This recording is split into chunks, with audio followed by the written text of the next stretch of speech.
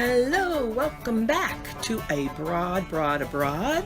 I'm your Broad, Nancy MacLaren, and today we have left Dublin and we are on our way to Cork. Now, the thing you might not know about Cork is that for a long time it was the capital, and kind of still thinks it is. And that's a big thing in Cork. They call themselves the Rebel City, the real capital. It's interesting, and they're very fun and lively people, and it's a very fun and lively place. I really enjoyed our time in Cork because it was smaller than Dublin, but still had a lot of liveliness, and it was more compact than Dublin. The people were extraordinarily friendly. The food was great.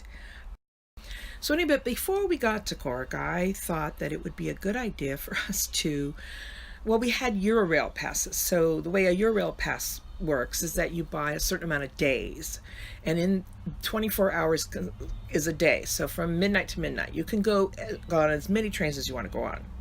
And I thought, well, great, we will not just go straight from Dublin to Cork. We'll stop in a couple little places on the way. Well, what I didn't know was that the train stations are kind of far out from the city center. Now, this is Kilkenny. Looks cute, doesn't it? I think it probably was.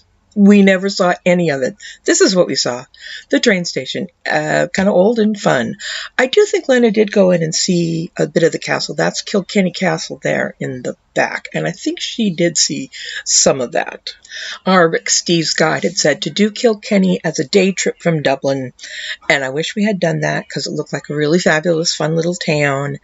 But we didn't. So you live, you learn, and you pass that on to other people. Then it was on to Waterford, which is apparently Ireland's oldest city. By the time we got there, we were so hungry. It had started to rain. We basically just stayed in this lovely train station.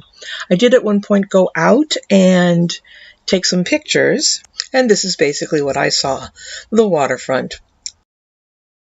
Back to Cork. So the first thing we did in landing in Cork was look for our Airbnb.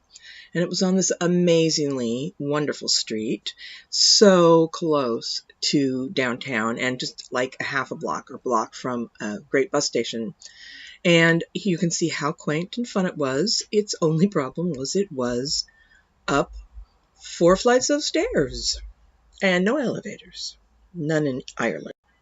I have to say I was shocked that even in train stations all over Europe, there were not that many elevators. I don't know how some people get around.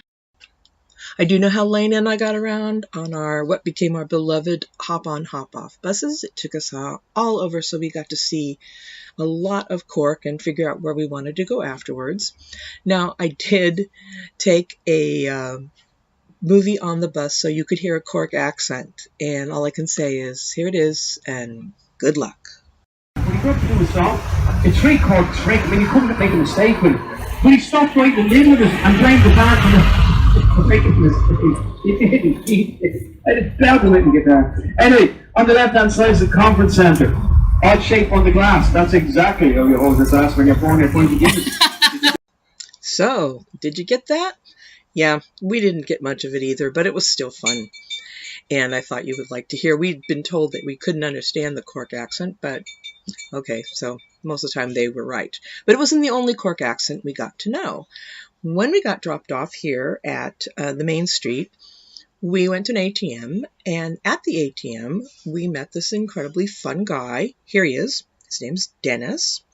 And we asked him if there was a great restaurant we could go to have breakfast at like in the afternoon, which is not a thing that we found. That's not a thing in Europe. Anyway, he suggested this really cute little restaurant, but that he said it was kind of off the beaten path and he would take us. So he got his money, took us to this wonderful restaurant. Here it is. It's called Nash. We thanked him profusely because it was so kind of him. It really was off the beaten path. And we asked him, would he like to come and have lunch with us? And he said, oh no, he had to go meet his wife. And he wished us well.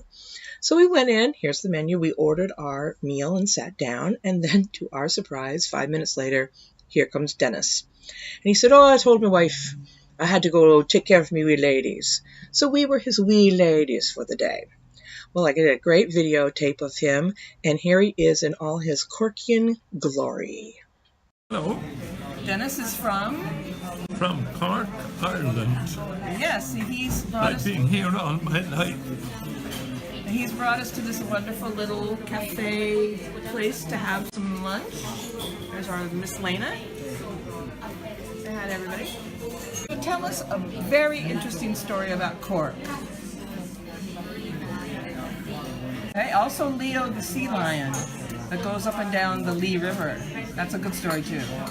Have you ever seen Leo the lion, the sea lion? No, I haven't, but there's in Kerry, near Dingle, in Dingle Bay, you have Funky the dolphin.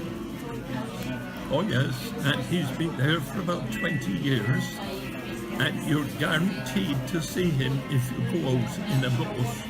In the boat. You gotta go in the boat though. Mostly. I'm not a boat person. I get sick. Well, that's lovely. Yeah, we're gonna do the Ring of Kerry tomorrow. Okay. Yeah. The Ring of Kerry is beautiful. Yeah, that's what we thought. And see my Skellig Michael. I guess hopefully we get to see that Skellig Michael. But so that was lovely, Dennis. He was one of the friendliest people we met on the entire trip. Like I said, Ireland is the friendliest people I've ever met in my life. Anyway, I'm going to end this video here, and the next one's going to be about the Ring of Kerry. So the Ring of Kerry just turned out to be too big to add to this video, and I wanted to get this out to you guys. So let me know if you enjoy these videos, and if there's any comments you have to make, if you want them longer, shorter, less of me, more of me, whatever. Leave a comment, okay? Thank you, and we'll see you in the Ring of Kerry.